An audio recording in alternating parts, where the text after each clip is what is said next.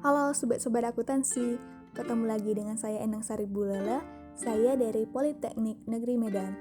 Nah, kali ini kita akan membahas tentang jurnal penyesuaian. Buat kalian yang belum tahu apa itu jurnal penyesuaian, yuk kita bahas bersama-sama ya. Nah, jurnal penyesuaian adalah jurnal yang dibuat pada akhir periode akuntansi untuk mengalokasikan pendapatan maupun pengeluaran untuk suatu periode akuntansi untuk perubahan-perubahan saldo di dalam akun sehingga nantinya akan mencerminkan nilai saldo sebenarnya. Nah, untuk lebih memahaminya kita bahas soal-soal berikut ya. Nah, ini dia soalnya.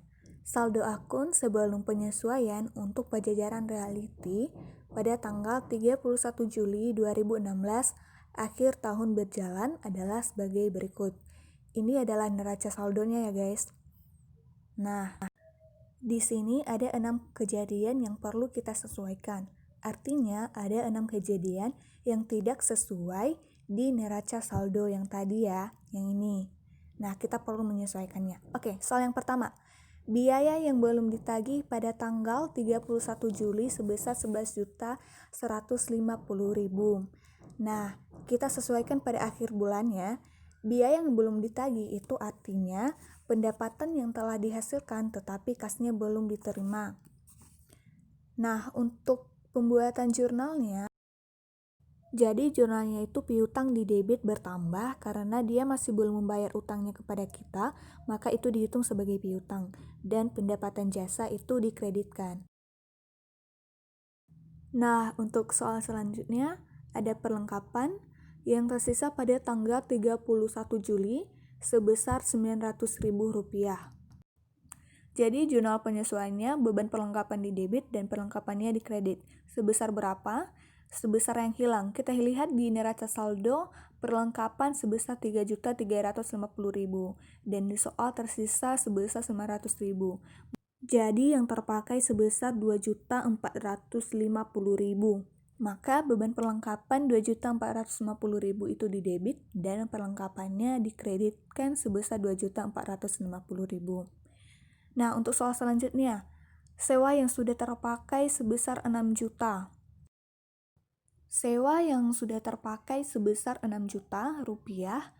Nah, mari kita lihat di neraca saldo. Di neraca saldo, di sini sewa dibayar di muka sebesar 9 juta. Berarti yang terpakai selama 1 bulan sebesar 6 juta. Kita sesuaikan di jurnalnya beban sewa sebesar 6 juta itu di debit dan sewa dibayar di muka sebesar 6 juta itu di kredit. Soal bagian D, penyusutan peralatan selama tahun berjalan sebesar Rp8.950.000. Kita lihat di neraca saldo. Peralatan sebesar Rp345.700.000, tetapi yang sudah menyusut selama 1 bulan itu sebesar Rp8.950.000. Nah, bisa dilihat di soalnya. Berarti jurnalnya itu beban penyusutan peralatan di debit sebesar Rp8.950.000 dan akumulasi penyusutan peralatan sebesar Rp8.950.000 itu dikreditkan. Soal selanjutnya, pendapatan diterima di muka pada tanggal 31 Juli sebesar 2 juta. Nah, kalau pendapatan diterima di muka, maksudnya ini adalah penerimaan awal atas pendapatan jasa dan dicatat sebagai liabilitas ketika kasnya diterima. Atau sederhananya, kita sudah menerima duluan uangnya, tapi kita masih belum melunasi jasa kita terhadap orang tersebut, maka itu dihitung sebagai pendapatan diterima di muka. Jadi, untuk jurnalnya, pendapatan diterima di muka itu didebitkan sebesar 10 juta, karena kita lihat di neraca saldonya, di neraca saldo, pendapatan diterima di muka itu sebesar 12 juta. Jadi, itu dikurang 2 juta, maka hasilnya itu 10 juta. Nah, pendapatan diterima di muka di debit sebesar 10 juta dan pendapatan jasa di kredit sebesar 10 juta.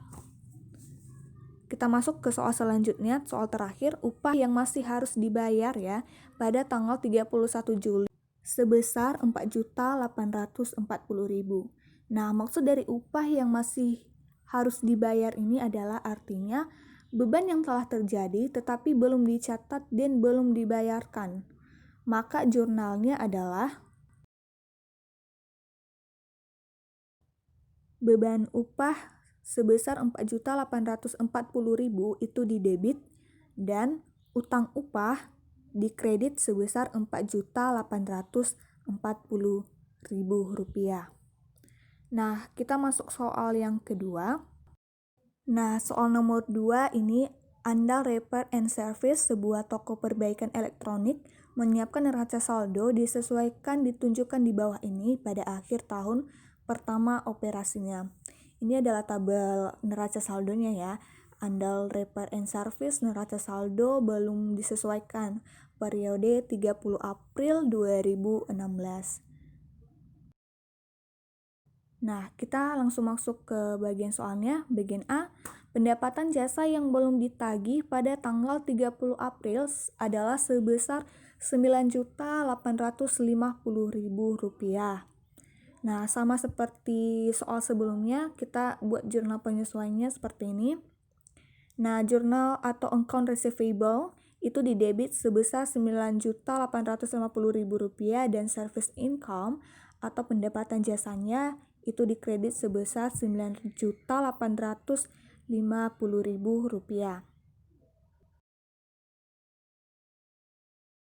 Oke, kita masuk ke soal nomor 2 atau bagian B.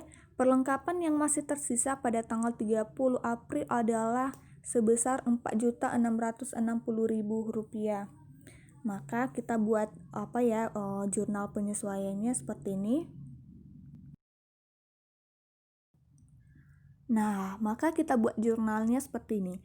Supplies expense itu didebitkan sebesar 11.540.000. Dan suppliersnya itu kita kreditkan sebesar 11.540.000. Nah, cara mendapatkannya kita lihat di neraca saldo. Di neraca saldonya suppliesnya itu sebenarnya itu 16 juta ribu rupiah dan perlengkapan yang tersisa sama dengan 4.660.000 rupiah. Maka yang terpakai adalah sebesar 11.540.000 rupiah. 16 juta dikurang 460.000 rupiah. Kita masuk soal bagian C. Penyusutan peralatan diperkirakan sebesar 6.470.000 rupiah. Maka jurnalnya kita bisa buat seperti ini. Depreciation expense itu didebit sebesar 6.470.000 rupiah dan accumulated depreciation office equipment itu sebesar 6.470.000 rupiah. Di neraca saldo equipment sama dengan 116.100.000 rupiah dan yang menyusut selama 1 bulan itu sama dengan 6.470.000 rupiah. Maka jurnalnya sama dengan depreciation expense didebit 6.470.000 dan accumulate depreciation office equipment sama dengan 6.470.000 rupiah. Oke. Kita masuk lagi ke soal selanjutnya, bagian D, saldo alam biaya ditangguhkan mewakili 1 April, penerimaan di muka untuk layanan yang akan diberikan. Layanan yang akan diberikan selama April adalah sebesar 15 juta. Oke, jurnal penyesuaiannya, per paid income sebesar 2 juta itu didebit dan service income sebesar 2 juta itu dikredit. Nah, di soal sebelumnya kita udah bahas ya, apa itu pendapatan diterima di muka. Nah, pendapatan diterima di muka itu kan maksudnya adalah penerimaan awal atas pendapatan jasa dan dicatat sebagai liabilitas ketika kasnya diterima. Atau yang sederhananya kita udah nerima duluan uangnya tapi kita masih belum melunasi jasa kita terhadap orang tersebut. Gitu. Jadi untuk penyelesaiannya kita lihat di neraca saldo. Per paid income-nya sebesar 18 juta. Dan layanan yang diberikan selama April adalah 15 juta. Maka 18 juta itu dikurang 15 juta maka Hasilnya 2 juta itu di prepaid income debit dan service income-nya di kredit sebesar 2 juta rupiah. Oke, soal terakhir. Maaf ada kesalahan di soalnya. Soalnya adalah upah yang masih harus dibayar pada tanggal 30 April sebesar 5 juta rupiah. Maka wages expense sama dengan di debit sebesar 5 juta dan wages debt sama dengan kredit sebesar 5 juta. Oke guys, terima kasih ya sudah menonton videonya. Maaf kalau ada kesalahan-kesalahan dalam perjurnalannya. Terima kasih.